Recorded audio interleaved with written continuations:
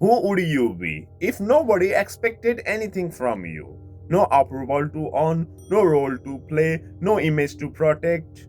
Would you still be the same person, or have you been performing for so long that the performance become your identity?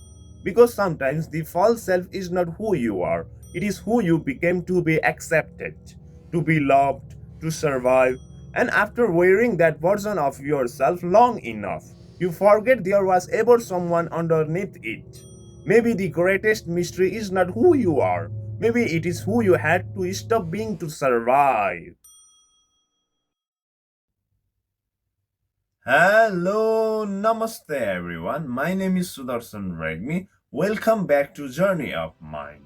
Most people believe they know who they are, their personality, their habits, their likes and dislikes, the way they speak, the way they act.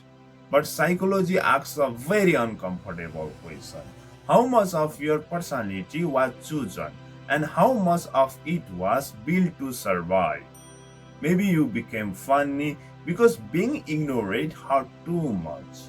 Maybe you became independent because depending on people felt dangerous. Maybe you became perfect because mistakes never felt safe. Maybe you became invisible because being seen once hurt too much. And if that is true, then one question remains. Where do survival strategy end? And where do you begin? The strange things about mask is that most people don't know they are wearing one. The people pleaser does not decide to ignore their own needs. The perfectionist does not decide to fear mistakes. The strong person does not decide to hide their struggles. These behaviors really began as choices. They began as protection. Somewhere along the way, we learn something about the world.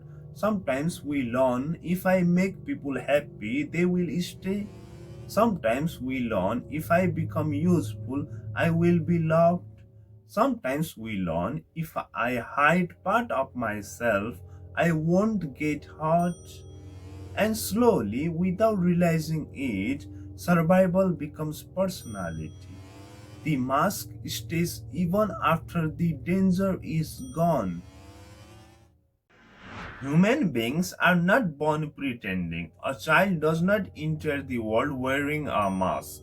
The mask comes later, quietly, gradually, almost invisibly. Sometimes a child learns when I am quiet, people like me more. When I achieve, I receive attention. When I hide my emotions, I stay safe. And so adaptation begins, not manipulation, not deception, adaptation. The child who felt rejected becomes perfect. The child who felt unsafe becomes strong. The child who felt abandoned learns not to need anyone. And none of these choices are irrational. They may have shaped us. That is the tragedy of the false self. It works until one day the survival strategy outlives the danger that created it. The walls remain even after the war is over. The real danger of the false self is not that we create it, it is that eventually we forget that we did. The people pleaser stops saying, I'm trying to keep everyone happy, and starts saying, this is just who I am. The perfectionist stops saying, I am afraid of making mistake, and starts saying, I just have high standards. The emotionally distant person stops saying, I'm afraid of being hurt, and starts saying, I simply don't need anyone. Slowly, the mask disappears, not because it falls off, but because it becomes indistinguishable from our face. And that is the moment survival becomes identity. Then one day, life asks a question the mask cannot answer. A relationship ends, a career changes, success arrives, and somehow still feels empty. And for the first time, we hear a quiet voice underneath everything asking, if I am not this role, then who am I? And perhaps that is not the beginning of a crisis, maybe it is the beginning of coming home. Every survival strategy solves a problem, but every survival strategy also has a price. The people pleaser may avoid conflict, but slowly forget what they want. The perfectionist may avoid criticism, but never feels good enough. The strong person may avoid disappointment, but struggles to ask for help. The independent person may avoid abandonment, but struggle to let people in. And perhaps that is the hidden cost of the false self. It protects us from pain, but sometimes it also protects us from connection. Because you cannot be fully loved for a person nobody ever gets to meet.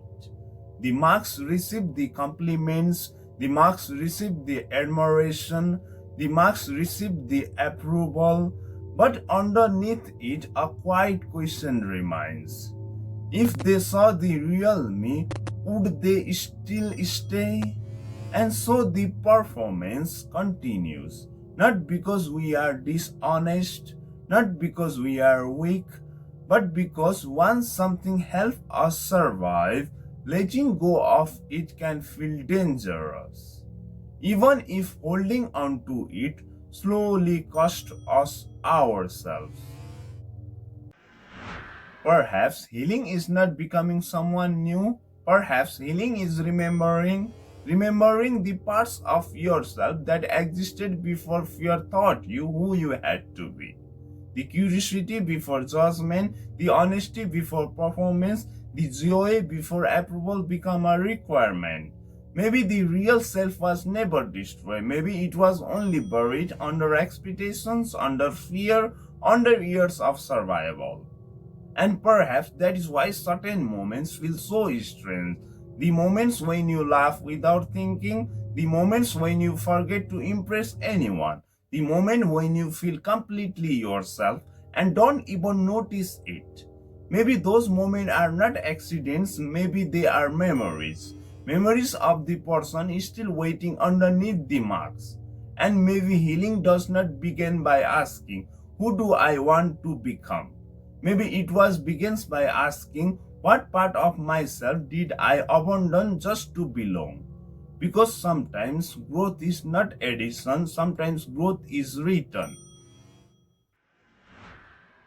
Maybe healing is not becoming someone new.